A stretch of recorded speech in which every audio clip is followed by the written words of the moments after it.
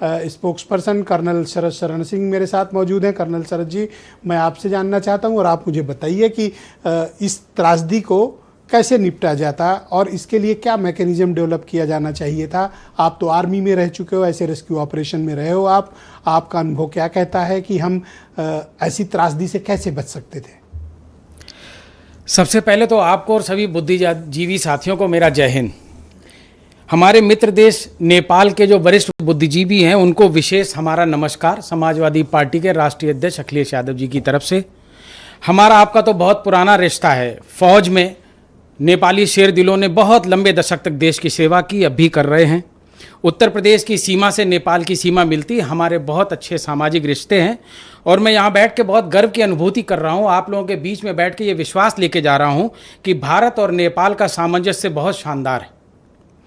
जहाँ तक इस घटनाक्रम पे बात है, जितना हम लोग समझते हैं जैसे फौज दुश्मन से लड़ती है वैसे ही कैलामिटी समाज के लिए एक दुश्मन के तौर पे आती है। दोनों अपना काम करते हैं। फ़र्क इतना है कि अगर आप गोली पहले चला लेंगे तो आप जीतेंगे और दुश्मन मरेगा, और आप लेट हो जाएंगे तो आप मारे जाएंगे। नेचुरल कैलामिटी के साथ बिल्कुल यही होता है और ये क्लासिक एग्जाम्पल है इस बात का।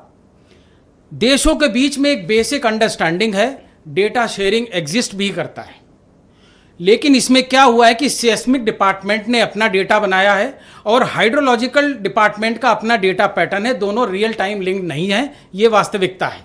तो बात ये चलती रही कि ये भूकंप आया है या चट्टान गिरा है, और उधर नदियों में जो भी पानी बढ़ा है उसके कारण अलग अलग हैं, इसमें कोई शक नहीं है।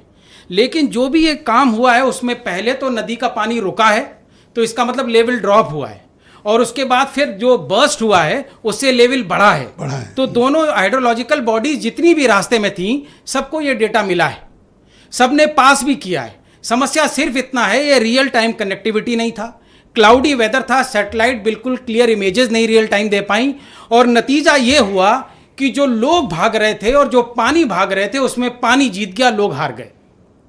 आप अगर देखेंगे किसी भी कैलामिटी और तो ये सिस्टमैटिक फेल्योर मानते हैं आप इसे? मैं इसको इस तरह से कहूंगा कि हम समाज में इस मानसिकता के साथ हैं कि हम कमा रहे हैं तो 365 दिन कमा रहे हैं, लेकिन घर में सांप घुसेगा तो एक दिन घुसेगा, तो हम नाली में जाली लगाना घर में भूल जाते हैं, घर कितना भी भव्य बनाएं।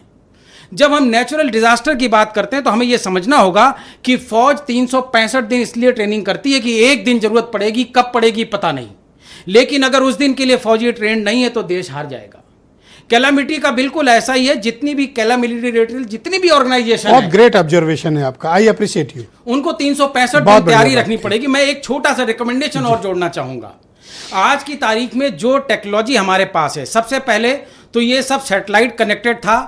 खराब वेदर में सैटेलाइट फेल होते हैं, तो पुरानी प्रिमिटिव डुप्लीकेशन प्लान भी, रडार सिस्टम भी होना चाहिए।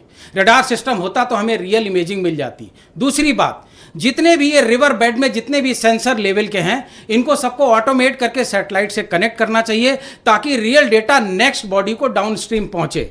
तीसरी बात, इसी डेटा के साथ अलार्म सिस्टम कंट्रोल होना चाहिए ताकि जो नीचे बस्तियां हैं उनमें अपने आप अलार्म बजे, सायरन बजे, उनके मोबाइल पे बीप हो, जैसे भारत में अभी किया है और देशों ने भी किया है, लेकिन जहां तक मुझे जानकारी इसमें इस्तेमाल नहीं हुआ।